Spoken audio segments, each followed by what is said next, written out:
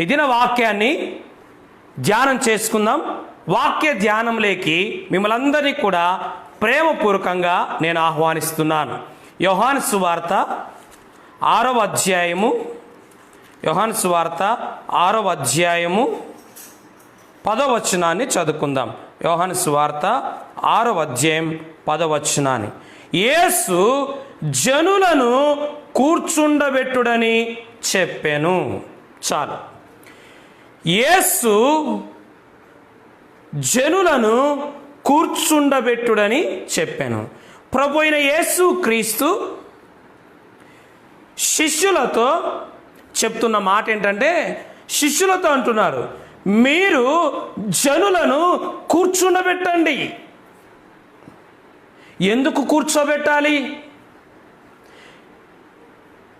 జనులు 3 దినముల నుంచి దేవుని వాక్యాన్ని ధ్యానం చేస్తున్నారు. దేవుని మాటలను, జ్ఞానోక్తులను, పర సంబంధమైన విషయాలను, ఆత్మ సంబంధమైన విషయాలను, దైవ సంబంధమైన విషయాలను వారు వింటూ వింటూ వింటూ ఆత్మయందు జీవాన్ని, ఆత్మయందు ఉజ్జీవాన్ని, ఆత్మయందు ఉషస్సును వారు పొందుకొని ఇక ఇంటికి వెళ్ళదలిచిన సమయంలో వారు మార్గమధ్యములో సోలిపోతారేమో, వాలిపోతారేమో, కూలిపోతారేమో అన్న ఉద్దేశ్యమును, ఆంతర్యమును, ఆలోచనను ఎరిగిన ప్రభువు వారికి భోజన సదుపాయాన్ని ఏర్పాటు చేయాలని శిష్యులతో అంటారు. వారికి మీరే భోజనం పెట్టుడి అని చెప్పినప్పుడు మా దగ్గర లేవు అంటారు. అయితే ఎవరి దగ్గర ఉన్నాయో చూడండి అని సెలవిస్తారు. ఈ సందర్భాన్ని మత్తయి సువార్త 14వ అధ్యాయం 19వ వాక్యములో, మార్కు సువార్త 6వ అధ్యాయం 39వ వాక్యములో, లూకా సువార్త 9వ అధ్యాయం 14వ వాక్యములో, యోహాను సువార్త 6వ అధ్యాయం 10వ వాక్యములో మనం గమనించగలుగుతూ ఉంటాం. అయినప్పుడు మరి అక్కడంతా వెతికినప్పుడు, చూసినప్పుడు ఒక చిన్న పిల్లవాని దగ్గర మరి 5 రొట్టెలు 2 చేపలు వారు కనుగొనగలుగుతారు. ఆ కనుగొనిన అనంతరము, కనుగొనిన తర్వాత యేసు ప్రభు ఒక అద్భుతము చేయబోతున్నాడు, ఒక ఆశ్చర్యకార్యం చేయబోతున్నాడు, ఒక మహత్కార్యం చేయబోతున్నాడు. ఒక కళ్ళు నమ్మలేని, చెవులు గ్రహించలేని, హృదయము అర్థం చేసుకోలేని ఒక అద్భుత కార్యము వారి జీవితాలలో, వారి మధ్యలో యేసు ప్రభు చేయబోతున్నాడు. ఏమిటంటే, పురుషులు మాత్రమే 5,000 మంది ఉన్నారు. మరి స్త్రీలు, వృద్ధులు, చిన్నపిల్లల లెక్క మనకు అక్కడ కనిపించదు.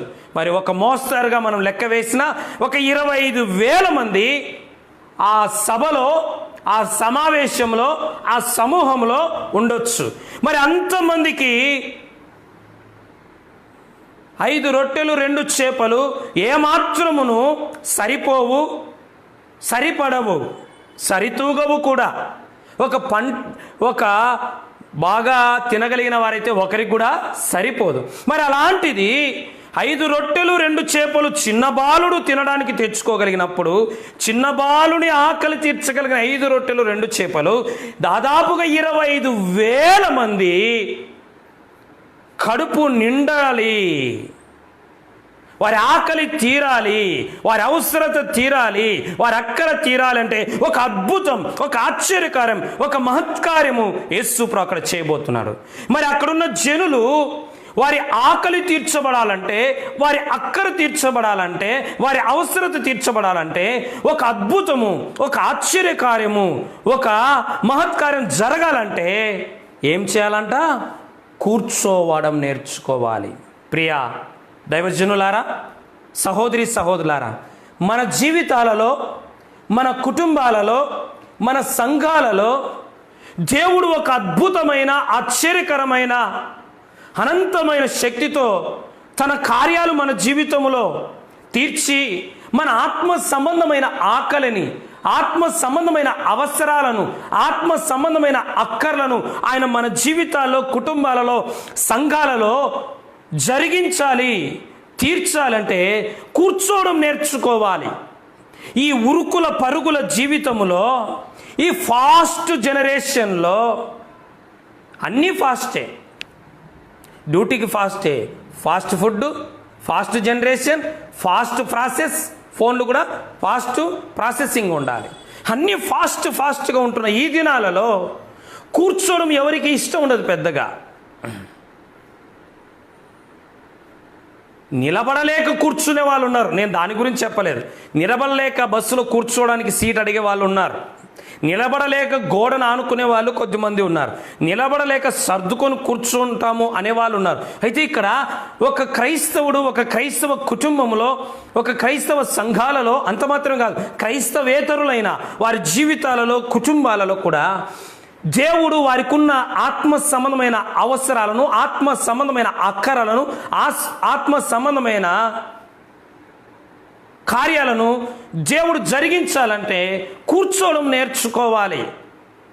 అందుకంటున్నాడు, ఏమంటున్నాడు? 6వ అధ్యాయము, జనులను కూర్చోబెట్టుడి అని వారికి చెప్పాను. ఏ వ్యక్తి అయితే కూర్చున్నాడో, ఏ కుటుంబం అయితే కూర్చుందో, ఏ సమాజం అయితే కూర్చుందో, వాళ్ళు కూర్చున్నప్పుడు వాళ్ళు ఏం కూర్చుకున్నారు? కూర్చున్నవారు కూర్చుకున్నది ఏమిటి? 6వ అధ్యాయము 11వ వచనం. యేసు ఆ రొట్టెలు పట్టుకొని కృతజ్ఞతాస్తుతులు చెల్లించి కూర్చున్న వారికి వడ్డించెను. హల్లెలూయా, దేవునికి స్తోత్రం. వారి కళ్ళ ఎదుట ఒక మహత్కరమైన, ఒక మహా అద్భుతము ఆవిష్కరించబడింది. ఏమిటంటే 5 రొట్టెలు 2 చేపలు, ఒక చిన్న పాలవాడు తినగలిగినది, తెచ్చుకోగలిగిన దానిని 25,000 మందికి దాదాపుగా వడ్డిస్తున్నాడంటే ఎంత అద్భుతం, ఎంత మహత్కారం. మరి అది ఎవరు అద్భుతాన్ని అనుభవించారు? ఎవరు ఆశ్చర్యకార్యాన్ని అనుభవించారు? ఎవరి అక్కర తీర్చబడింది? ఎవరికి వడ్డించబడింది? నిలుచున్న వారికి అనలేదు, పడుకున్న వారికి అనలేదు, కూర్చున్న వారికి వడ్డించిరి. దేవునికి స్తోత్రం. నీ జీవితాల్లో కూడా, నీ కుటుంబంలో కూడా, మన సంఘాలలో కూడా కూర్చున్న వారికి ఆయన వడ్డించేవాడై ఉంటున్నాడు. కూర్చున్న వారి అవసరత తీర్చేవాడై ఉంటున్నాడు. కూర్చున్న వారి అక్కర తీర్చేవాడై ఉంటున్నాడు. కూర్చున్న వారే కూర్చుకోగలుగుతారు. అందుకే ఈరోజు మన వాక్యం, కూర్చుందాం, కూర్చుకుందాం. కూర్చుంటే ఆత్మ సంబంధమైన ఈవులు, ఆత్మ సంబంధమైన దీవెలు, ఆత్మ సంబంధమైన అక్కర్లు నువ్వు కూర్చుకోగలుగుతావు. నువ్వు కూర్చుకోవాలంటే నువ్వు కూర్చోవాలి. ఇంతకు కూర్చోమనే ఎందుకు చెప్పాడు ఆయన? ఒక అద్భుతం చేయడానికి వాళ్ళు కూర్చోవాలనా? ఆశ్చర్యం చేయడానికి వాళ్ళు కూర్చోవాలనా? కూర్చోవడం అంత ఇంపార్టెంటా? కూర్చోకపోతే అద్భుతం చేయలేడా? కూర్చోకపోతే అక్కర తీర్చలేడా? కూర్చోకపోతే అవసరం తీర్చలేడా? మరి ఎందుకు కూర్చోండి అని స్పెసిఫిక్గా దేవుడు రాయించాడు? కూర్చోవడం అనేది ఒక 7 విషయాలను మనకు సూచిస్తూ ఉంది. కూర్చోవడం అనేది ఒక 7టికి గుర్తుగా ఉంది. మళ్ళీ చూద్దాం, మొదటి సువార్త నుంచి వద్దాం. మత్తయి సువార్త 14వ అధ్యాయము 19వ వాక్యం. మత్తయి సువార్త 14వ అధ్యాయము 19వ వాక్యం. అందుకాయన వాటిని నా యొద్దకు తెండని చెప్పి, 19వ వాక్యం, పచ్చిక మీద కూర్చుండుడని జనులకు ఆజ్ఞ. కూర్చోవడం అనేది ఆశామాషి కాదు, ఆజ్ఞ. కూర్చోండి. మీ ఆకలి తీర్చబడాలంటే, మీ అక్కర తీర్చబడాలంటే, మీ అవసరం తీర్చబడాలంటే కూర్చోమని ఆజ్ఞాపించాడు. మత్తయి సువార్త 14:19లో కూర్చోమని ఆజ్ఞాపించాడు. మార్కు సువార్త 6వ అధ్యాయము 39వ వచనం. మార్కు సువార్త 6వ అధ్యాయము 39వ వచనం. 5 రొట్టెలను 2 చేపలను నున్నావని, అప్పుడు ఆయన పచ్చిక మీద అందరూ పంతులుగా కూర్చుండని వారికి ఆజ్ఞాపించాడు. మత్తయి సువార్తలో కూర్చోనుడని ఆజ్ఞాపించాడు. మార్కు సువార్తలో కూర్చోనుడని ఆజ్ఞాపించాడు. మరి లూకా సువార్తలో 9:14. లూకా 9:14, 9వ అధ్యాయము 14వ వచనం. వచ్చిన వారు ఇంచుమించు 5,000 మంది పురుషులను, 5,000 మంది పురుషులను ఆయన వారిని 70 మంది చొప్పున పంతులు తీర్చి కూర్చుండబెట్టుడని శిష్యులతో చెప్పగా, సరే, కూర్చోబెట్టుడని శిష్యులకు ఆజ్ఞాపించాడు. అక్కడ వారికి ఆజ్ఞాపించాడు, ఇక్కడ శిష్యులకు ఆజ్ఞాపించాడు. ఇప్పుడు యోహాను సువార్త కూడా వద్దాం. 6వ అధ్యాయము 19వ వచనం, 6వ అధ్యాయం 10వ వచనం. యేసు జనులను కూర్చోబెట్టుడని చెప్పెను. చూసారా? మార్కు సువార్తలో, మత్తయి సువార్తలో, మార్కు సువార్తలో, లూకా సువార్తలో, యోహాను సువార్తలో, ఈ 4 సువార్తలో ఒక ప్రత్యేకమైన ప్రాధాన్యతనిచ్చే ఒక ప్రస్ఫుటముగా కనిపించే ఒక మాట, కూర్చోబెట్టుడి, కూర్చోనుడి, కూర్చోబెట్టుడి అని ఆజ్ఞాపించాడు. క్రైస్తవుడా, నీవు కూర్చోవడం అనేది దైవాజ్ఞ. క్రైస్తవ కుటుంబ సభ్యులారా, మీరు కూర్చోవడం అనేది దేవుని ఆజ్ఞ. క్రైస్తవ సంగమ, మనం కూర్చోవడం అనేది దేవుని ఆజ్ఞ. కూర్చోంటేనే నువ్వు కూర్చుకుంటావు. ఏదైనా శరీర సంబంధమైనదైనా, మానసిక సంబంధమైనదైనా, ఆత్మ సంబంధమైన నీవు కూర్చుకోవాలి అంటే, సమకూర్చుకోవాలి అంటే నువ్వు కూర్చోవడం నేర్చుకోవాలి. కూర్చోవడం అంటే సాపేసుకొని, పట్టేసుకొని, లేకపోతే రెడ్ కార్పెట్ వేసుకొని, బాస్పటాలు వేసుకొని కూర్చోమని కాదు అర్థం. కూర్చోవడం అనేది అది కూడా స్పెసిఫిక్గా, అక్షరార్థంగా, అది కూడా ఆత్మీయంగా మనం కూర్చోవడం అంటే దేని సూచిస్తుందో ఒక 7 విషయాలు చెప్తాను. నెంబర్ 1, 2 సమూయేలు గ్రంథం 7వ అధ్యాయము. వారు కూర్చోబట్టే వారి ఆకలి తీరింది, వారు కూర్చోబట్టే వారికి అద్భుతం జరిగింది, వారు కూర్చోబట్టే వారి అక్కర తీరింది. కూర్చోవడం అంత గొప్ప విషయం, అంత ప్రాముఖ్య విషయం. ఇంత కూర్చోవడం అంటే ఏమిటి అర్థం? కూర్చోవడం దేని సూచిస్తుంది? 2 సమూయేలు గ్రంథము 7వ అధ్యాయం 18వ వాక్యం. దావీదు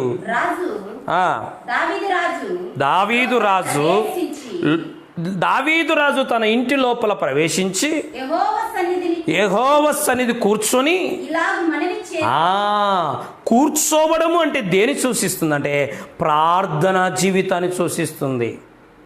ప్రార్థనలో కూర్చునేవారే అన్నిటినీ కూర్చుకోగలరు, సమకూర్చుకోగలరు. సహోదరి సహోదరుడా, ప్రార్థనలో కూర్చుంటున్నావా? ప్రార్థన అంటే లేచి వెళ్ళిపోతున్నావా? ఈరోజు చాలామంది పాటలు ఎంతవరకు ఉంటారు సంఘాలలో, పాటలు ఎంతవరకు ఉంటారు కుటుంబ ప్రార్థనలో. ప్రార్థన అని సేవకుడు అనగానే, ప్రార్థన అని తల్లిదండ్రులు అనగానే చిన్నగా జారుకుంటారు. వాళ్ళు తల వంచగానే, మోకాలు వంచగానే వీళ్ళు తల పైకెత్తి, కాళ్ళు పైకెత్తి బయటికి వెళ్ళిపోతుంటారు. ఎంత దౌర్భాగ్యము! పాటలకు కూర్చుంటావు, ప్రసంగానికి కూర్చుంటావు, ప్రార్థన మాత్రం కూర్చో. అందుకే కూర్చున్న వారి అవసరాలే, అక్కరలే, ఆకలే తీరుతుంది. దేవుని ద్వారా నువ్వేమైనా కూర్చుకోవాలి. దేవుని ద్వారా నీ కుటుంబానికి ఏదైనా ఆత్మ సంబంధమైనది కూర్చుకోవాలి, నీ సంఘానికి కూర్చోబడాలి అంటే కూర్చోవడం నేర్చుకోవాలి ప్రతి విశ్వాసి, ప్రతి దైవజనుడు. దావీదు మహారాజు, మామూలోడు కాదు, రాజే ఆయన సన్నిధికి వెళ్ళి కూర్చొని మనవి చేస్తున్నాడు. కూర్చోవడము ప్రార్థన సూచిస్తుంది. ఈరోజు ఈ ఉరుకుల పరుగుల జీవితంలో డ్యూటీలు, ఉద్యోగాలు, వ్యాపారాలు, చదువులని సాకుతో ఎంతమంది ప్రార్థనను నిర్లక్ష్యం చేస్తున్నారు. ఈ ప్రార్థనా ధ్వజము అనే పేజీలో వీక్షిస్తున్న సహోదరి సహోదరుడా, ప్రార్థనలో నువ్వు కూర్చుంటున్నావా? మోకాళ్ళ అనుభవంలో నీకుందా? ప్రార్థన అనుభవం, ఉపవాస అనుభవం, మోకాళ్ళ అనుభవం నీ జీవితంలో ఉంటుందా? ఒకసారి ఆలోచన చేద్దాం. వ్యక్తిగత ప్రార్థనలో కూర్చుంటున్నావా? కుటుంబ ప్రార్థనలో కూర్చుంటున్నావా? సంఘ ప్రార్థనలో కూర్చుంటున్నావా? సమాజ ప్రార్థనలో కూర్చుంటున్నావా? లేకపోతే ప్రార్థన అనగానే వెళ్ళిపోతున్నావా? ప్రార్థన అనగానే జారుకుంటున్నావా? ప్రార్థన అనగానే విసిగిపోతున్నావా? ఈరోజు చాలామంది ప్రార్థన అంటే విసుగు. యెషయా గ్రంథంలో అంటాడు, యాకోబు నీవు నాకు మొరపెట్టలేదు కదా, నీవు విసిగితివా అంటాడు. ఈరోజు చాలామంది పాటలంటే, ప్రసంగాలంటే విసుకుండదు, కానీ ప్రార్థన అనగానే, ప్రార్థన కూడికలు అనగానే, ఉపవాసాలు అనగానే చాలామందికి ఇంకెక్కడ లేని విసుగు వచ్చేస్తుంది. ముసుగేసుకొని వెళ్ళిపోతారు. ప్రార్థనలో కూర్చోకుండా ప్రభు నుండి నువ్వేమీ కూర్చుకోలేవు. ప్రార్థన ద్వారానే దేవుని కార్యాలు నీ జీవితంలో చూడగలవు. ప్రార్థన ద్వారానే దేవుని కొరకు నువ్వు మండగలవు. ప్రార్థన ద్వారానే దేవుని కొరకు నువ్వు వాడబడగలవు. ప్రార్థన ద్వారానే దేవుని నుండి నువ్వేదైనా పొందుకోగలం. ప్రార్థించాలి, అర్థించాలి.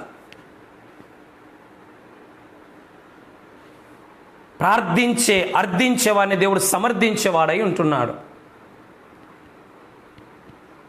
మొదటి దినవృత్తాంతములు 17వ అధ్యాయము 16వ వచనం. మొదటి దినవృత్తాంతములు 17వ అధ్యాయము 16వ వచనం.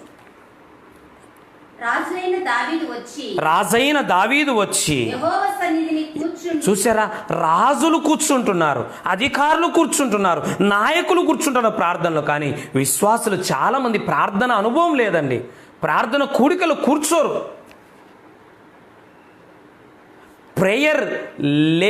ప్రేయర్లో చాలామంది లేజీగా ఉంటారు.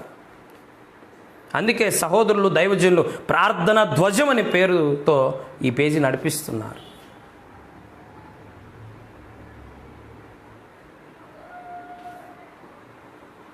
ప్రార్థనలు కూర్చునే అనుభవం నీకుందా? ఎంతసేపు ప్రార్థనలు కూర్చుంటున్నావు? ఎంతసేపు ప్రార్థనలు గడుపుతున్నావు? ఎంతసేపు ప్రార్థనలు మొరపెడుతున్నావు? ఎంతసేపు ఉపవాసంలో గోజాడుతున్నావు? నెహెమ్యా గ్రంథం 1వ అధ్యాయం. రాజుకు లేని బిజీ, రాజుకు లేని టెన్షన్స్, రాజుకు లేని సమస్యలు నీకున్నాయా? ఏం ప్రార్థనకు రాలేదే? ఏం ప్రార్థనలో కూర్చోలేదే? ఏం ప్రార్థనలో ఉండలేదంటే టైం అయిపోయింది సార్, డ్యూటీ ఉంది సార్. ఎన్ని కారణాలు! మళ్ళీ రాజుకు ఎన్ని బాధ్యతలు ఉన్నాయి, రాజుకి ఎన్ని ప్రాబ్లమ్స్ ఉంటాయి. మరి రాజు తన సమయాన్ని ప్రార్థనకు కేటాయించగలిగితే నువ్వెందుకు ప్రార్థన కూర్చోలేకపోతున్నావు? నెహెమ్యా గ్రంథము 1వ అధ్యాయం 4వ వచనం. నెహెమ్యా 1:4. చాలామంది ఉద్యోగ సాకు, ఉద్యోగంలో బిజీగా ఉండి ప్రార్థనకు రాలేకపోయాను, ఉద్యోగంలో బిజీగా ఉండి ప్రార్థనకు కూర్చోలేకపోయాను అంటారు. బిజీ అని జీవితాన్ని నుసి చేసుకుంటున్నారు. ఇతడు కూడా ఉద్యోగస్తుడే. నెహెమ్యా ఒక ఉద్యోగస్తుడు. మరి ఉద్యోగస్తుడై ఉండి కూడా ఏం చేస్తున్నాడు? 1వ అధ్యాయం 4వ వచనం. ఈ మాటలు వినినప్పుడు నేను కూర్చొని ఏడ్చి, చూసారా, కూర్చొని ఏడ్చి ప్రార్థన చేస్తున్నాడు. ఈరోజు మన జీవితంలో అలాంటి అనుభవం ఉందా? రాజు కూర్చొని ప్రార్థన చేస్తున్నాడు, ఉద్యోగస్తుడు కూర్చొని ప్రార్థన చేస్తున్నాడు. అపోస్తుల కార్యాలు 10వ అధ్యాయంలో శతాధిపతి కొర్నేలు కూడా కూర్చున్నాడు. 100 మంది పైన అధికారి ఉండి కూడా కూర్చున్నాడు. అధికారికి వెళ్ళి ఉన్న సమయం, రాజుకున్న సమయం, ఉద్యోగస్తునికున్న సమయం నీకు లేదా సహోదరుడా? నీకు లేదా సహోదరి? ప్రార్థన కంటే ప్రాముఖ్యమైనది ఏముంది? తిమోతి పత్రిక 2వ అధ్యాయం 1వ వచనం 2వ వచనం పౌలు అంటారు, అన్నిటికంటే ముఖ్యమైనది ప్రార్థన. అన్నికంటే ముఖ్యమైన ప్రార్థననే అన్నిటికంటే ఈ వెనకలు వేస్తున్నావు.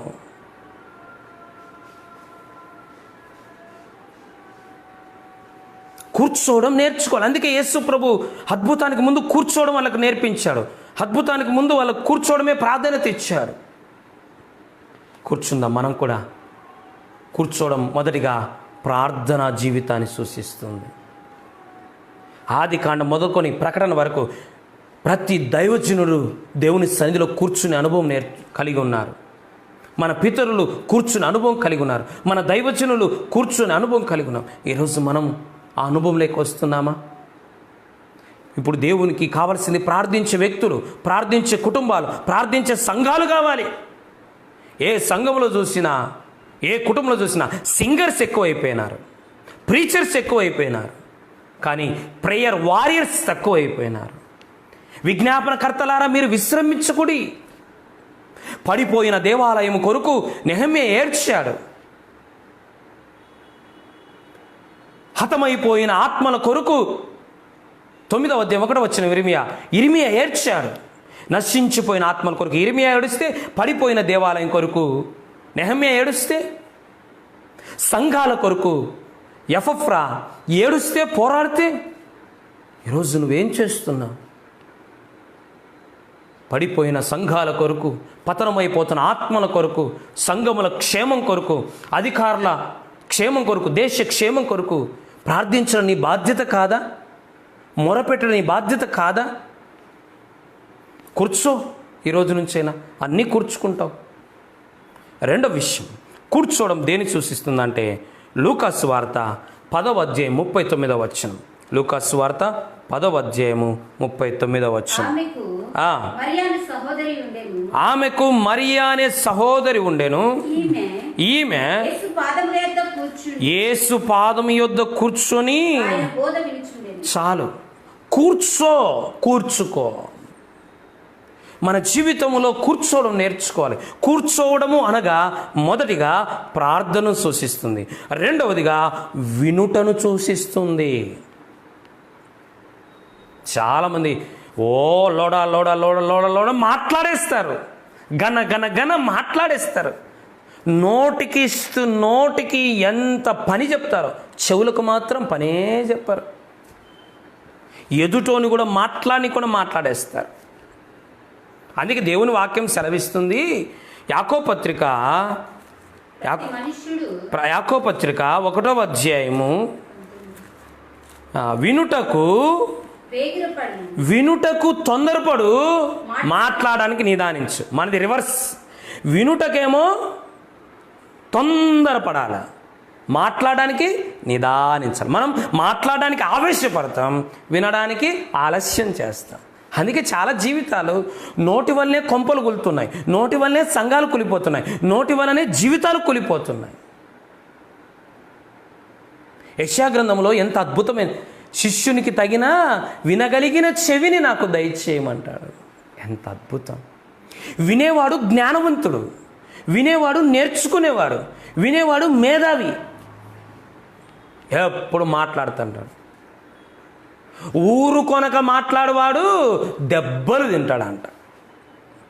చూడండి, మాట్లాడడానికి నిదానించి వినుటకు వేగిరపడు. చూడండి, మరియ ఏం చేస్తుంది? యేసు పాదాల దగ్గర కూర్చొని వింటా ఉందంట.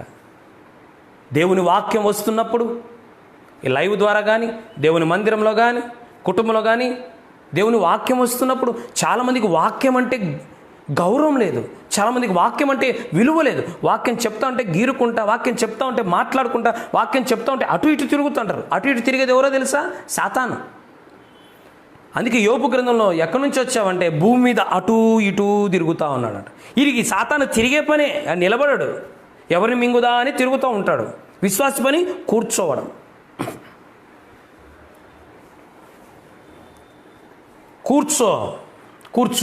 కూర్చోవడం దేని సూచిస్తుంది?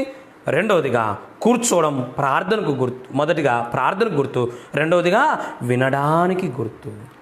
వినుట వలన ఈరోజు విశ్వాసులలో విశ్వాసం ఎందుకు కనుమరుగైపోతుంది? ఒకప్పుడు యెహోవా ఈరే అనేవాడు ఎవరిస్తారా అని చూస్తున్నాం ఈ రోజులలో. దేవుడే చూసుకుంటారు నన్ను, దేవుడే చూసుకుంటారు నా కుటుంబాన్ని, దేవుడే చూసుకుంటారు నా సేవను అనేవాళ్ళు ఈరోజు కాలిన పిల్లిలాగా తిరుగుతూ ఉన్నారు అందరి దగ్గరికి. ఎందుకంటే విశ్వాసం కోల్పోతున్నారు. అందుకే దెస్సలోని పత్రికలో అపోస్తలుడైన పౌలు అన్నారు, మీరు విశ్వాసం కలిగిన వారో కాదో చూసుకోండి. అందరికీ విశ్వాసం లేదు. ఎందుకు? వినేవాడే ఎక్కువ విశ్వాసం కలిగి ఉంటాడు. వినుట వలన విశ్వాసం కలుగుతుంది. ఎవరి గురించి వినాలి? మనమేమో ఆ ఇరుగుంటి గురించి, పొరుగింటి గురించి అన్ని వార్తలు వింటాము, కానీ క్రీస్తు వార్తను మనం వినాం. అన్నిటికీ చెవు కోసుకుంటాం, కానీ దేవుని వాక్యం కోసం చెవులు ఇవ్వం. అందుకే ఒక ఆయన అన్నాడు, ఒక నోరు రెండు చెవులు ఎందుకు ఇచ్చాడంటే తక్కువ మాట్లాడరా, ఎక్కువ వినరా, బాగుపడతావు అని. మనమా ఎక్కువ మాట్లాడతాము, తక్కువ వింటాం. అందుకే దేవుడు ఒక అద్భుతమైన మాట అంటాడు. 81వ కీర్తన, అయ్యో అయ్యో అంటే అర్థమైంది? బాధతో చెప్పే మాట, వేదనతో చెప్పే మాట. అయ్యో అయ్యో ఇశ్రాయేలు ఈ స్థితికి, ఈ గతికి, ఈ దౌర్భాగ్య స్థితికి కారణం ఏంటో తెలుసా? అయ్యో ఇశ్రాయేలు, నీవు నా మాట వినిన ఎడల నీకు ఎంత మేలు. వినకనేగా దేవుని మాట. ఇశ్రాయేలు వినకనే అన్య రాజుల కిందికి, అన్య దేశాల కిందికి బానిసలుగా వెళ్ళిపోయారు. వినుటే విశ్వాసం కలుగుతుంది, వింటే మేలు కలుగుతుంది. మీరు ఏం వింటున్నారో జాగ్రత్తగా వినండి. చెవులు గలవాడు విను. నీకు చెవులు ఉంటే నువ్వు వింటావు, నీకు చెవులు లేకనే నువ్వు వినడం లేదు. లోకవార్తలన్నీ వింటావు, మరి గుబిలి తీసి వింటావు. దేవుని మాత్రం వినం. వినిన వాక్యమేలే, వినిన వాక్యమే కానీ సరిచేసుకునే వాక్యంగా ఉందా మన జీవితాల్లో? చాలామంది జీవితాల్లో మార్పు రాకపోవడానికి, కుటుంబాలలో మార్పు రాకపోవడానికి కారణం ఏంటంటే దేవుని వాక్యాన్ని మనస్సు పెట్టి వినకపోవడమే. అందుకే ఒకడు 30 60 100 అనే మాట మాట్లాడుతూ ఆ 100 ఫలించడానికి కారణం ఏంటంటే వాడు యోగ్యమైన మనస్సుతో విని అవలంబించాడు. నువ్వు యోగ్యమైన మనస్సుతో మనస్సు పెట్టి నువ్వు వాక్యం వింటే నీ బ్రతుకు మారుతుంది. మనస్సు పెట్టి నువ్వు వాక్యం వింటే నీ కుటుంబం మారుతుంది. మనస్సు పెట్టి నీ వాక్యం వింటే పరిచర్య మారిపోతుంది. చెప్పేది మనిషి కదా, చెప్పేది మనకు తెలిసినోడే కదా అని వాళ్ళని చూస్తా, వారి లోపాలు చూస్తా మన జీవితం పాడైపోతుంది. అయ్యో ఇశ్రాయేలు, నీవు నా మాట వినిన యెడల నీకెంత మేలు. ద్వితీయోపదేశకాండంలో కూడా 28వ అధ్యాయంలో వాక్యం సెలవిస్తుంది. ఇంట్లోనూ ఇంటి బయటను నువ్వు ఆశీర్వదించబడాలంటే ఆయన మాట వినాలి. వింటున్నామా? రోజుకు 24 గంటలలో ఎంతసేపు దేవుని వాక్యం వింటున్నాం? ఎంతసేపు దేవుని వాక్యాన్ని ఆలకిస్తున్నాం? ఆలకించాలా, అంగీకరించాలా, అనుసరించాలా? అప్పుడు ఆశీర్వదించబడతాం. చాలామంది వింటారు కానీ మనసు పెట్టి వినారు. కొద్దిమంది మనసు పెట్టి వింటారు కానీ అనుసరించరు.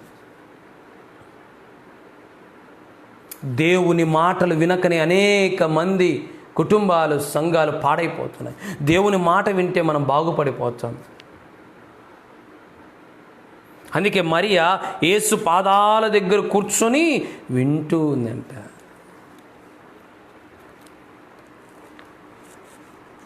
ఈరోజు దేవుని వాక్యం కోసం మనం ఆరాటపడుతున్నామా? ప్రకటన గ్రంథం 1వ అధ్యాయం 3వ వచనం, సమయం సమీపించినది కనుక ఈ ప్రవచన వాక్యములు చదువువాడును వాటిని విని ఇందులో వ్రాయబడిన సంగతులు గైకొని వారు ధన్యులు. నువ్వు వాక్యాన్ని వినడం ద్వారా, వాక్యాన్ని చదవడం ద్వారా, వాక్యాన్ని అనుసరించడం ద్వారా నువ్వు ధన్యుడు అవుతావు. లేదంటే అన్యుడు అయిపోతావు. నువ్వు ధన్యుడిగా ఉండాలనుకుంటే వాక్యం బాగా మనస్సు పెట్టి ఆలకించు. వినువారు ధన్యులు అన్నారు.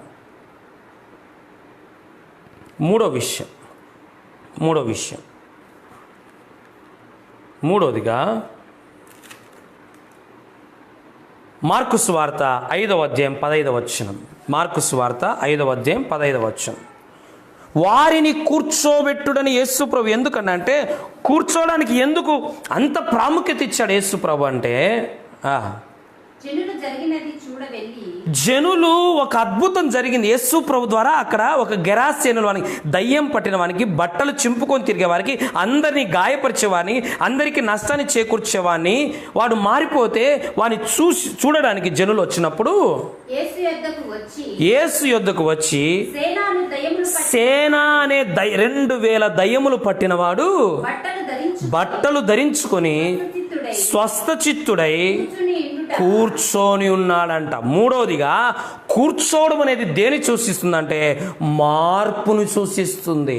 ఒకప్పుడు వాడు సమాధుల్లో ఉండేవాడు, ఇప్పుడు సమాజంలో ఉన్నాడు. ఒకప్పుడు వాడు ఎప్పుడు ఇతరులను గాయపరిచేవాడు, ఇప్పుడు ఇతరుల మాట వింటున్నాడు. ఒకప్పుడు బట్టలు లేకుండా తిరిగేవాడు, ఇప్పుడు బట్టలు ధరించి కూర్చున్నాడు. ఎంత మార్పు!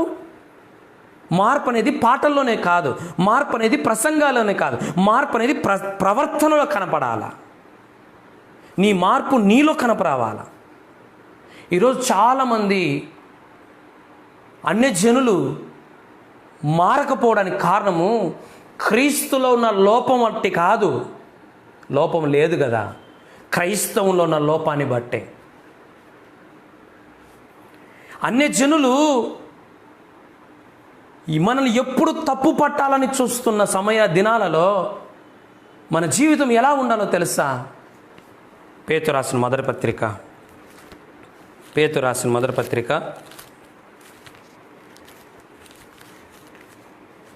3వ అధ్యాయము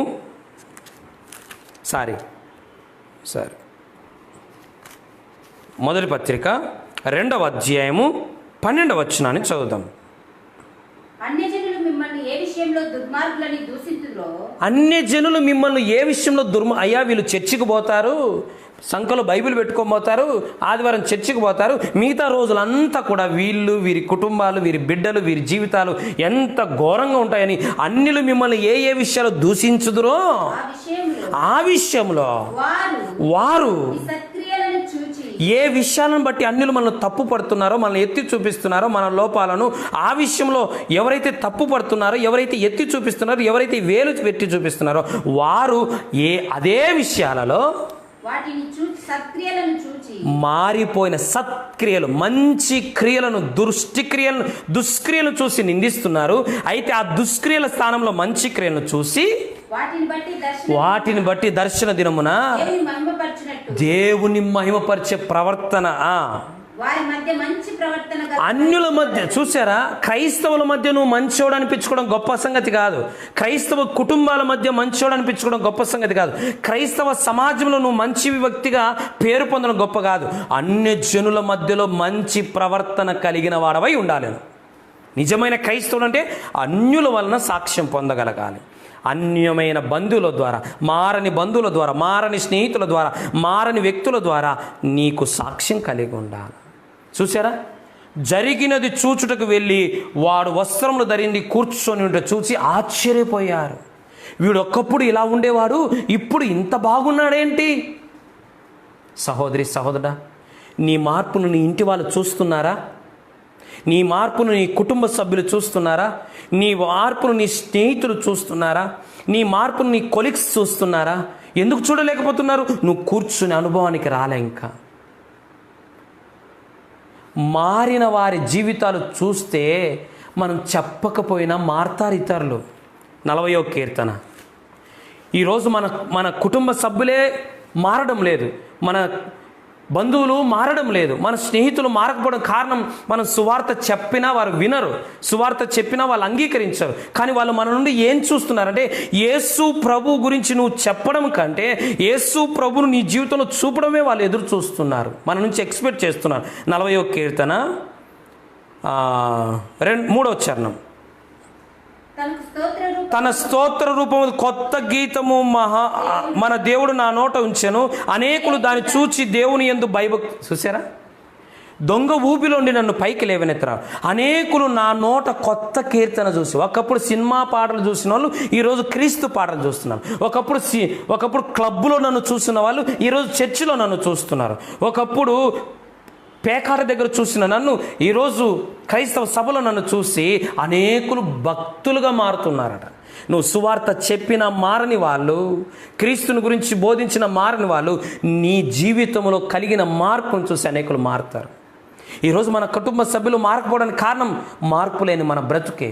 మన స్నేహితులు, మన బంధువులు, మన కొలీగ్స్ మారకపోవడం కారణం మన మార్పు లేని మన క్రైస్తవ జీవితమే. సహోదరి, సహోదరుడా, ఇప్పుడైనా కూర్చోవడం నేర్చుకో. అన్నీ నువ్వు కూర్చుకుంటావు. కూర్చోవడం అనేది దేని సూచిస్తుందంటే మార్పు చెందిన జీవితాలను సూచిస్తుంది. అందుకే చూడండి, నా నోట కొత్త కీర్తన చూసి అనేకులు మన దేవుని యందు భయభక్తులు కలిగి ఉన్నారు. మన మార్పును బట్టి ఇతరులు మారుతారు. అందుకే పౌలు అంటారు, మనమే ఒక కదిలే స్వార్థ పత్రికలుగా ఉండాలి. మన జీవితాన్ని మన బంధువులు చదివి, మన జీవితాన్ని మన కుటుంబ సభ్యులు చదివి, మన జీవితాన్ని ఇతరులు చదివి మారే విధంగా మన జీవితాలు ఉండాలి. నా హృదయము వింతగా మారేను యేసు నాలో వచ్చినందున. యేసు నీలోకి వస్తే ఆ మార్పు ఇతరులకి కనబడుతుంది. కనబడినప్పుడు, వినబడినప్పుడు వాళ్ళు మారుతారు, వాళ్ళు ఆశ్చర్యపోతారు మన జీవిత విధానాన్ని, శైలిని చూసి.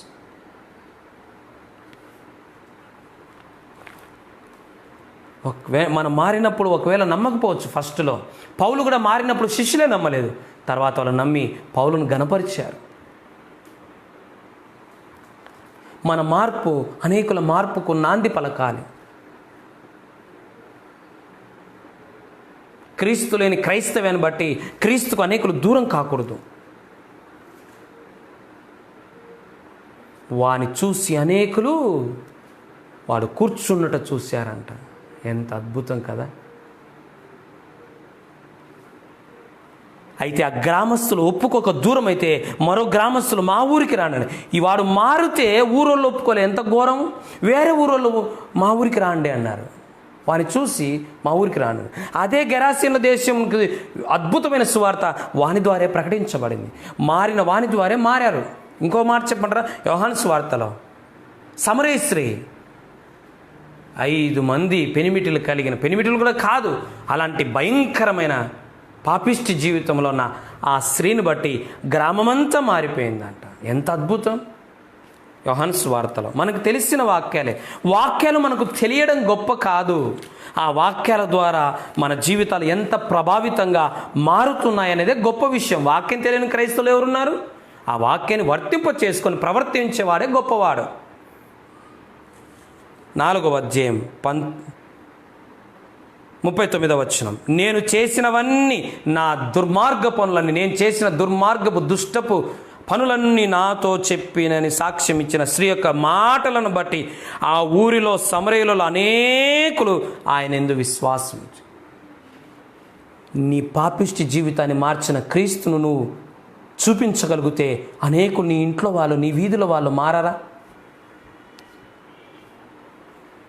4వ విషయం,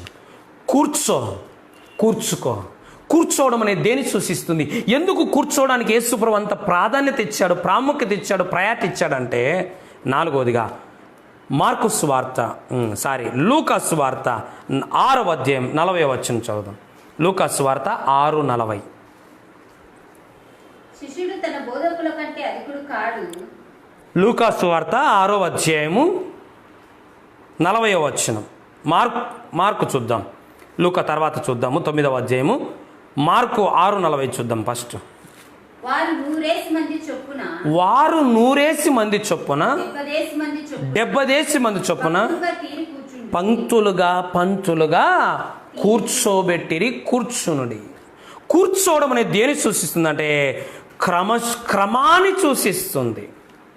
చూడండి, 100 చొప్పున 50 చొప్పున 70 చొప్పున క్రమంగా కూర్చున్నారు. ఎందుకు? యేసు ప్రభు 5 రొట్టెలు 2 చేపలు అనేకుల ఆకలి తీర్చడానికి ముందుగా వాళ్ళని కూర్చోబెట్టాడంటే క్రమశిక్షణకు గుర్తు. ఈరోజు చాలామందికి అండి క్రమం ఉండదు. క్రమంగా ప్రార్థన చేసుకోరు, క్రమంగా బైబిల్ చదువుకోరు, క్రమంగా చర్చికి పోరు, క్రమంగా భక్తిగా ఉండరు. ఈరోజు బైబిల్ చదివితే మళ్ళీ రేపు వరకు 2 రోజుల వరకు బైబిల్ చదువు, ఈ వారం చర్చికి వస్తే మళ్ళీ 4 వారాల వరకు చర్చికి రా. వీళ్ళు క్రమం లేదు. 100 చొప్పున 70 చొప్పున 50 చొప్పున కూర్చోబెట్టారు. క్రమము లేని వారి జీవితాల్లో దేవుని కార్యాలు జరగవు. క్రమము లేని ప్రతిదీ అక్రమమే అవుతుంది. మత్తయి సువార్త 7, అక్రమము చేయువాలారా నా యొద్ద తొలి. అయ్యా, మేము అద్భుతాలు చేశాం. ఎలా చేశారు? మేము ప్రవచనం చెప్పాం. ఎలా చెప్పారు? మేము సువార్త చెప్పాం. ఎలా చెప్పారు? అక్రమముగా. క్రమంగా చేయలే. క్రమము లేని జీవితాన్ని, క్రమము లేని భక్తిని, క్రమము లేని సేవను దేవుడు అంగీకరించడు, ఆమోదించడు. నా ఇష్టం వచ్చినట్టు నేను పాటలు పాడతా, నా ఇష్టం వచ్చినట్టు నేను ప్రార్థన చేస్తా, నా ఇష్టం వచ్చినప్పుడు నేను చర్చికి వస్తే కుదరదు నానా. దానికి క్రమం ఉంది. డిసైపుల్కు డిసిప్లైన్ ఉండాల. మత్తయి సువార్త 28వ అధ్యాయంలో అన్నాడు, మీరు సమస్త జనులను శిష్యులు అంటే ఎవరు? క్రమము కలిగిన వాడు. మనకంటే చిన్న ప్రాణి ఎవరు? మిడత. అందుకే సామెత, మిడత రాజు లేకపోయినను నాయకుడు లేకపోయినను అవి పంతులు తీరిపోతాయంట. క్రమం లేనిది, పంతులు లేనిది పందులకే. పందులకు పంతులు ఉండవు. మిడత పంతులుగా పోతాయంట. ఎంత గొప్పదండి! మిడతకు నాయకుడు లేడు, మిడతకు రాజు లేడు, మిడతకు పాస్టర్ లేడు, మిడతకు చర్చి లేదు, మిడతకు బైబిల్ లేదు. క్రమంగా ఉంటాయి. మరి నీకు పాస్టర్ ఉన్నాడు, నీకు చర్చి ఉంది, నీకు సంఘ పెద్దలు ఉన్నారు, పరిచారకులు ఉన్నారు, తల్లిదండ్రులు ఉన్నారు. అయినా ఎందుకు వారు చెప్పినప్పుడు క్రమం ఇష్టపడరు? చాలామంది క్రమంగా ఉండడం అంటే ఇష్టం ఉండదు. ఇలా చేయకూడదు, ఇలా ఉండకూడదు, ఇలా రాకూడదు అంటే చాలామందికి ఇష్టం ఉండదు. అందుకే వాళ్ళ జీవితాలు అట నష్టపోతూ ఉంటారు. అందుకే కొరింథీ పత్రికలో పౌలు అంటాడు, సమస్తమును క్రమముగా జరిగించుడి. ఎలా జరిగించాలి సమస్తమును? 1 కొరింథీ పత్రిక చూడండి, సమస్తం భోజనము చేసినను సమస్తమును 14 కాబట్టి నా సహోదరులారా, ప్రవచించుట ఆసక్తితో ఆపేక్షించుడి, భాషలతో మాట్లాడట ఆటంకపరచుడు, కానీ సమస్తమును మర్యాదగా క్రమంగా జరగాలి. జరుగుతుందే. దానియేలు ఎవరు? ఉద్యోగస్తుడు. ఏం చేస్తున్నాడు? ఇట్టి శాసనము చేయబడని తెలిసి యథాప్రకారం ముమ్మారు ప్రార్థన చేశాడు. దావీదెవరు? రాజు. రోజుకు 7 సార్లు స్తుతించేవాడు, 3 సార్లు. అంటే ప్రార్థనకు ఒక క్రమం ఉంది, పాటలకు ఒక క్రమం ఉంది, ఆరాధనకు ఒక క్రమం ఉంది, బోధ కూడా ఒక క్రమం ఉంది. ప్రతిదీ క్రమం ఉంది. నాకు ఇష్టం వచ్చినట్టు సేవ చేస్తా, నాకు ఇష్టం వచ్చినట్టు పరిచయం చేస్తా, నాకు ఇష్టం వచ్చినట్టు పాడతా అంటే కుదరదు. ఇక్కడ క్రమం ఉంది. అందుకే యెషయా ప్రతి దాని క్రమమును ఆయన వానికి నేర్పిస్తాడంట. క్రమం తెలియకపోతే పాటలు పాడి ప్రార్థన చేసి ఆరాధన చేసి సేవ చేసి క్రమం తెలియకపోతే దేవా నా క్రమం నేర్పించని అడగాల. క్రమం లేకుండా నువ్వు ఎంత చేసినా అది అక్రమమే అవుతుంది. అక్రమమును ఆయన అసహించుకుంటాడు కానీ అంగీకరించాడు. ఈరోజు ఎందుకు క్రైస్తవ కుటుంబాలలో, క్రైస్తవ సంఘాలలో దేవుని కార్యాలు లేవు? క్రమం లేకనే. దేవుని కార్యాలు చూడక దేవుడు కార్యాలు ఈ దినాలలో లేవనే స్థితికి వెళ్ళిపోయాం మనం. ఎందుకు? జరగలేదు కనుక లేదనుకుంటున్నాం, జరగలేదు కనుక లేవనుకుంటున్నాం, కానీ జరగపోవడానికి కారణం ఏంటో గుర్తించలేకపోతున్నాం. తన మహిమ కొరకు, ఆత్మల రక్షణ కొరకు, సంఘ క్షేమం కొరకు ఏ కాలంలో అయినా ఆయన చేయాలనుకున్నది చేస్తాడు. అయితే దాని ఉద్దేశం ఆత్మల రక్షణ, సంఘక్షేమము.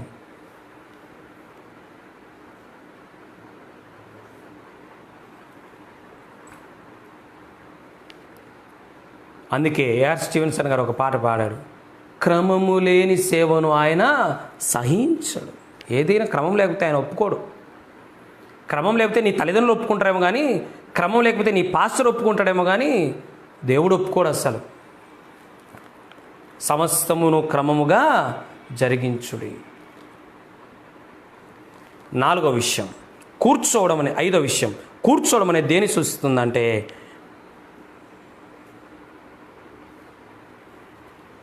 లూకాసు వార్త 11వ అధ్యాయం 37వ వచనం. లూకాసు వార్త 11వ అధ్యాయం 37వ వచనం.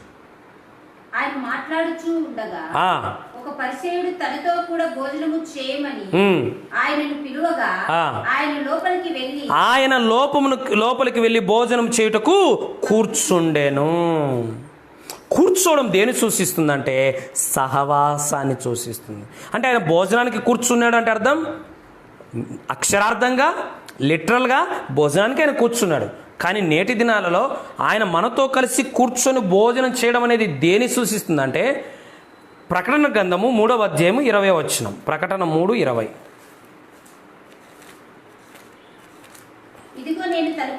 ఇదిగో నేను తలుపు యొద్ద నిలుచుండి తట్టుచున్నాను, ఎవడైనా నా స్వరముని తలుపు తీసిన ఎడల నేను అతని యొద్దకు వచ్చి అతనితో నేనును నాతో అతను భోజనం చేస్తాం. ఎవరైనా తలుపు తీస్తే నేను అతని దగ్గరికి వచ్చి అతనితో, అంటే నువ్వు చేసిన సాంబారు, నువ్వు చేసిన ఇడ్లీ, నువ్వు చేసిన బిర్యానీ తింటానని కాదు ఆడ అర్థం. అక్కడేమో అక్షరార్థంగా కూర్చొని భోంచేశాడు. ఇక్కడేమంటున్నా అంటే కూర్చొని భోంచేయడం అనేది నేటి దినములో సహవాసాన్ని. ఈరోజు ప్రభుతో సహవాసం చేస్తున్నావా? 6 నెలలు సహవాసం చేస్తే వాడు వీడు వాడవుతాడంట. మరి ఎన్ని రోజులై ప్రభువును నమ్మి రక్షణ పొంది మారుమనసు పొంది మరి ఇన్ని రోజులుగా నువ్వు ఆయనతో సహవాసం చేస్తే ఆయన స్వరూపంలోకి నువ్వు ఎందుకు మారడం లేదు? అంటే సరిగా సహవాసం చేయలేదు, ఎక్కువ సహవాసం చేయలేదు. రోమపత్రిక 8వ అధ్యాయంలో మనల్ని పిలిచింది ఎందుకు? మనల్ని రక్షించింది ఎందుకు? మనల్ని ఏర్పాటు చేసుకుంది ఎందుకు? తన కుమారుడైన క్రీస్తు స్వరూపంలోకి మనము సమరూపమైన స్వరూపంలోకి మారడానికి. ఎందుకు క్రీస్తు స్వరూపం ఈరోజు మన జీవితాల్లో కనపరాలేదు? మన కుటుంబాలలో, సంఘాలలో అంటే మనం సరిగా సహవాసం చేయడం లేదు క్రీస్తుతో. ల్యాప్టాప్తోనే మన సహవాసము సహజీవనం, సెల్లుతోనే మన సహవాసము సహజీవనము, ఉద్యోగాలతోనే మన సహవాసం సహజీవనం. ఇంకా క్రీస్తుతో సహవాసం ఎప్పుడు? ఎందుకు ఈ మధ్యకాలం దాదాపు నెల రోజుల నుంచి ప్రతి మెసేజ్లో ఈ మాట మాత్రం ఎక్కువ వస్తుంది, సహవాసం అనేది. నేనేం ప్రత్యేకంగా ఎన్నుకోవడం లేదు కానీ ఆటోమేటిక్గా వస్తుంది సహవాసం అనే మాట. ఎందుకంటే ఈరోజు క్రీస్తు సహవాసం తక్కువైపోతుంది. 1 కొరింథీ పత్రిక 1వ అధ్యాయంలో అదే ఉంది, మనల్ని పిలిచినది క్రీస్తు తన కుమారుని క్రీస్తు సహవాసం చేయడానికి. సెల్లుతో గడిపి ఆ సెల్లులో ఉన్న బుద్ధులే మనకు వస్తున్నాయి. అన్యులతో గడిపి వారి బుద్ధులే మనకు వస్తున్నాయి. క్రీస్తుతో నువ్వు సహవాసం చేస్తే ఆయన స్వభావం నీకు రావాలి. కొరింథీ పత్రికలో దుష్ట సాంగత్యం మంచినడు, అంటే దుష్టునితో సహవాసం చేస్తే మంచి జీవితం చెడిపోతుందట. మరి మంచోనితో సహవాసం చేస్తే చెడు జీవితం చెడిపోతుంది. మరి మంచోడైన క్రీస్తుతో, ఉత్తముడైన క్రీస్తుతో మనం సహవాసం చేస్తే ఉత్తోల్లమైన మనం ఉత్తములుగా మారాలి. కానీ ఎందుకు దినదినం ఉత్తోల్లమైపోతున్నాం? సహవాస లోపం. సహవాసం లేక క్రీస్తు స్వరూపం మనకు ఏర్పడాలి. అంత మాత్రం యోబు గ్రంథం 28వ అధ్యాయం, ఆయనతో మనం సహవాసం చేసినలా మనకు సమాధానం. ఈరోజు మన కుటుంబాలలో నిండుగా, మన గుండెల్లో, మన కుటుంబాల్లో, మన సంఘాలలో గొడవలు, కార్పణ్యాలు, కాఠిన్యాలు, వ్యతిరేకతలు. ఎందుకు? సమాధానము, సంతోషము, నెమ్మది ఎప్పుడు వస్తుందో తెలుసా? ఆయనతో గడపాలి. గంటలు గంటలు సెల్లుతో, గంటలు గంటలు ల్యాప్టాప్తో, గంటలు గంటలు రోడ్లో బాతకాలతో కాదు, క్రీస్తుతో నువ్వు గంటలు గంటలు గడిపితే, సహవాసం చేస్తే ఆయన స్వరూపంలోకి మారుతావు. ఆయన సమాధానం మన హృదయాలలో, మన కుటుంబాలలో, సంఘాలలో అందరూ సంతోషంతో, సమాధానంతో, నెమ్మదిగా ఉంటారు. 6వ విషయం చూద్దాం. 6వదిగా కూర్చోవడం అనేది దేని సూచిస్తుంది? కూర్చున్న వాళ్ళే కూర్చుకుంటారు. ఎవరు కూర్చోవడం అంటే ఏమిటి అర్థం? ద్వితీయోపదేశకాండం 6వ అధ్యాయం 7వ వచనం, 11వ అధ్యాయం 19వ వచనం. ద్వితీయోపదేశకాండం 6:7.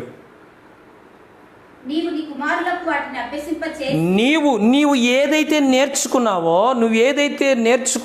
నువ్వేదైతే విన్నావో, ఏదైతే నువ్వు అభ్యాసం చేసావో అది నీ కుమారులకు అభ్యసింపచేసి నీ ఇంట కూర్చున్నప్పుడు చాలు. కూర్చోవడం అనేది దేని సూచిస్తుందంటే నేర్పించడాన్ని సూచిస్తుంది. తల్లిదండ్రులారా మీకే చెప్పేది, కూర్చోవడం అంటే ఏంటో తెలుసా? పిల్లలకు నేర్పించడం. ప్రార్థన చేయడం నీకు రాకపోతే నీ పిల్లలు ఏం నేర్చుకుంటారు? వాక్యము నీకు రాకపోతే నీ పిల్లలకు నువ్వేం నేర్పిస్తావు? ఈరోజు చాలామంది క్రైస్తవ తల్లిదండ్రులు చేస్తున్న అతిపెద్ద పొరపాటు ఏంటంటే పిల్లలకు చదువు అని చదువు నేర్పిస్తున్నారు, తప్పు కాదు. ట్యూషన్కి పంపిస్తున్నారు, తప్పు కాదు. చదువు అని కూర్చోబెడతావు, తప్పు కాదు. నువ్వు పిల్లలను కూర్చోబెట్టి ఇలా పాటలు పాడాలి, ఇలా ప్రార్థన చేయాలి, ఇలా ఆరాధన చేయాలి, ఇలా బైబిల్ చదవాలి అని నేర్పిస్తున్నావా? అందుకని నీ ఇంట కూర్చున్నప్పుడు అసలు నువ్వు ఎక్కడ కూర్చుంటున్నావు? నువ్వేమో టీవీ దగ్గర కూర్చుంటివి, వాళ్ళేమో సెల్ ఫోన్ దగ్గర కూర్చున్నా, అయ్యగారేమో సోఫాల కూర్చున్నా. ఇంకేమి నేర్పించేది పిల్లలకు? క్రైస్తవ కుటుంబాలు పతనం అయిపోవడానికి కారణం అంటే తల్లిదండ్రులు పిల్లలకు క్రమం, భక్తి నేర్పకపోవడమే. అందుకే సామెతలు, బాలుడు నరవలసిన త్రోవను వానికి బాల్యంలోనే నేర్పించాలి. ఈరోజు కొద్దిమంది చూడండి, క్రైస్తవ కుటుంబాలకు వెళ్తే వందనాలు చెప్పేది కూడా రాదు పిల్లలకు. ఎందుకు? వీళ్ళు చెప్తేగా. ప్రార్థన చేసుకుందాం, మోకరించుదామంటే బాస్పటలు వేసుకొని నీళ్ళుకోని కూర్చోంటారు. ఎందుకు? మోకాలం కానీ తెలుస్తేగా వీళ్ళకు. సేవకురాలా మన పిల్లలను భక్తిలో పెంచుదాం. మనం అందరికీ నేర్పిస్తున్నాం, ముందు వీళ్ళకు నేర్పిద్దాం. ఈ మధ్య ఫేస్బుక్లలో సహోదరులారా, ఈ ఫేస్బుక్లలో prayer bands, worship bands, message bands అని చాలా పేజీలు వచ్చాయి. దేవునికి స్తోత్రం. వాటన్నిటి బట్టి నేను ఎంతగానో స్తుతిస్తున్నా, సంతోషిస్తున్నా. అయితే ఒక్కొక్కరిని లైవ్లో కొద్దిమంది, అందరు కాదు, కొద్దిమందిని చూస్తే ఇట్లా పెట్టుకుంటారు జుట్టు, కొద్దిమంది ఇటు పెట్టుకుంటారు ఇట్లా. వీళ్ళు ప్రసంగాలు చేస్తారు, వీళ్ళు పాటలు పాడతారు, వీళ్ళు వర్షిపులు చేస్తారు. బుద్ధిలే నీకు? ఆ పేజీలో అవకాశం ఇచ్చే మీకైనా జ్ఞానం లేదా? అలాంటోనికి నువ్వు వర్షిప్ ఎట్లా ఇచ్చావు? అలాంటోనికి వాక్య పరిచయం ఎట్లా ఇచ్చావు? అలాంటోనికి ఆరాధన ఎట్లా ఇచ్చావు నువ్వు? అంటే నీకు లేదా అక్రమం? నీకు లేదా పద్ధతి? ఆలోచన చేద్దాం. మనం నేర్చుకోకుండా ఇతరులకు నేర్పించలేం. ముఖ్యంగా తల్లిదండ్రులు, ఆత్మీయ తల్లిదండ్రులైనా భౌతిక తల్లిదండ్రులైనా పిల్లలకు నేర్పాలి భక్తిని. సమూయేలుకు తల్లి పాలుతో పాటు భక్తి నేర్పింది. అందుకే వాడు ఫస్ట్ టైం మందిరానికి పోతాను. వాడు ఏం చేశాడు తెలుసు? సమూయేలు ఫస్ట్ టైం, అంతవరకు మందిరాన్ని చూడలే. ఫస్ట్ టైం మందిరానికి పోతానే మందిరంలో వాళ్ళు సాగిలపడి యెహోవాకు ఎవరు చెప్పారు? మందిరానికి పోతే కూర్చోవాలని, మోకాలు వంగాలని, చిన్నపిల్లోడే కూర్చోవాలని మోకాలు ఎవరు చెప్పారు? హన్న చెప్పింది. మరి నీ పిల్లలకు చర్చికి పోతే ఎట్లుండాలనో, ప్రార్థనలో ఎట్లుండాలనో, ఆరాధనలో ఎట్లుండాలో నేర్పించావా? పాట పాడేప్పుడు, ప్రార్థన చేసేప్పుడు ముసుకేలా నేర్పించావా? దయ్యాలాగా ఈరబోసుకొని. తల్లిదండ్రులారా, మీ పిల్లలు ఆత్మ సంబంధులైతే మీకు ఘనత. పిల్లలు మనకు తల మీద కిరీటాలుగా ఉండాలి, కానీ తల ఉంచుకునేట్లు చేసే వాళ్ళుగా ఉండకూడదు. అందుకే 11:19 చదువుదాం. ద్వితీయోపదేశకాండం 11:19. ద్వితీయోపదేశకాండం 11:19. నీవు నీ ఇంట కూర్చుండినప్పుడు, తల్లిదండ్రులారా, నీవు నీ ఇంట కూర్చునేప్పుడు, త్రోవ నడుచున్నప్పుడు, పండుకొనున్నప్పుడు, లేచినప్పుడు వాటిని గూర్చి మాట్లాడి నువ్వు ఏం నేర్చుకున్నావో నీ పిల్లలకు నేర్పించు. వాటిని పిల్లలకు నీ పిల్లలకు నేర్పించు. కూర్చోవడం అనేది దేనికి సూచన? నేర్పించడానికి సూచన. ఎలాంటి డ్రెస్ వేసుకోవాలనో, ఎలాంటి హెయిర్ స్టైల్ ఉండాలనో, ఎలాంటి ప్రవర్తన కలిగి ఉండాలనో, ఎలాంటి భక్తి కలిగి ఉండాలనో నేర్పించాలి మన పిల్లలకు. సంఘంలో ఉన్న పిల్లలకు నేర్పించాలి, ఇంట్లో ఉన్న పిల్లలకు నేర్పించాలి. చివరి మాట చెప్పుకొని ముగించుకుందాం. యోబు గ్రంథం 29వ అధ్యాయం 25వ వచనం. యోబు 29:25.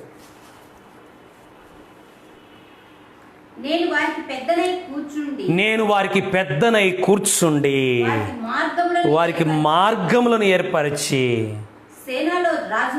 సేనలో ఉన్న రాజు వలెను దుఃఖించు వారిని ఓదార్చువాని వలెను. చాలు. చివరిగా కూర్చోవడం దేనికి సూచన అంటే పెద్దరికానికి సూచన. పెద్దరికానికి సూచన. నీ పెద్దరికాన్ని పోగొట్టుకోవద్దు. నీ ఆత్మీయ పెద్దరికాన్ని నువ్వు పోగొట్టుకోవద్దు. ఆత్మీయ పెద్దలంటే ఎవరో తెలుసా? మార్గాన్ని చూపించేవాళ్ళు. ఆత్మీయ పెద్దలంటే ఎవరో తెలుసా? దుఃఖించేవాడిని ఆదరించేవాళ్ళు. ఆత్మీయ పెద్దలంటే ఎవరో తెలుసా? ముందుండి నడిపించేవాళ్ళు, సేనలో ఉండి నడిపించేవాళ్ళు. ఈరోజు నువ్వు ఒక ఆత్మీయ వయసులో చిన్న పెద్దదేమో కదా, కూర్చోవడం అనేది పెద్దరికాన్ని సూచిస్తుంది. పెద్దరికం అంటే ఏంటి? చీరలలో కూర్చోవడం కాదు, అధికారులుగా పిలవడం కాదు, పరిచయలాగా పీఠములు కోరుకోవడం కాదు. కూర్చోవడం అనే పెద్దరికం అంటే ఏంటి? మాదిరి. పెద్దరికం అనేది మాదిరి. నువ్వు మాదిరి చూపించేవాడైతే నువ్వు పెద్దరికం కలిగి ఉన్నావని అర్థం. నువ్వు ఇతరులను నడిపించేవాడైతే నువ్వు పెద్దరికం కలిగి ఉన్నావని అర్థం. అలాగనే నువ్వు ఓదార్చేవాడవైతే నువ్వు పెద్దరికాన్ని కలిగి ఉన్నావని అర్థం. చాలా. ముగించుకుందాం. ఏమంటున్నాడు? వారిని కూర్చోబెట్టుడి అని. ఎవరైతే కూర్చున్నారో వాళ్ళే కన్నులారా అద్భుతాన్ని చూశారు. ఎవరైతే కూర్చున్నారో వారే కడుపారా భుజించారు. ఎవరైతే కూర్చున్నారో వారే దేవుని మహిమను చూడగలిగారు. నీవు కూడా నీ జీవితంలో, నీ కుటుంబంలో, సంఘంలో కూర్చునే అనుభవం ఉంటే అద్భుతాలను కూర్చుకుంటావు, ఆశీర్వాదాలను కూర్చుకుంటావు, మేలులను కూర్చుకుంటావు, దేవుని కార్యాలను కూర్చుకుంటావు. కూర్చోవడం అనగా ప్రార్థన సూచిస్తుంది. కూర్చోవడం అనగా వినుటను సూచిస్తుంది. కూర్చోవడం అనగా మార్పును సూచిస్తుంది. కూర్చోవడం అనగా క్రమాన్ని సూచిస్తుంది. కూర్చోవడం అనగా సహవాసాన్ని సూచిస్తుంది. కూర్చోవడం అనగా నేర్పించడాన్ని సూచిస్తుంది. కూర్చోవడం అనగా పెద్దరికాన్ని సూచిస్తుంది. ఈ 7 లక్షణాలు నువ్వుకుంటే నీ జీవితంలో అక్కర్లు తీర్చబడతాయి. ఆత్మ సంబంధమైన ప్రతి అక్కర, ఆత్మ సంబంధమైన ప్రతి అవసరత, ఆత్మ సంబంధమైన ప్రతి ఆశ తీర్చబడుతుంది, కూర్చబడుతుంది. అలాంటి కృప దేవుడు మనకిచ్చును గాక. ఆమేన్.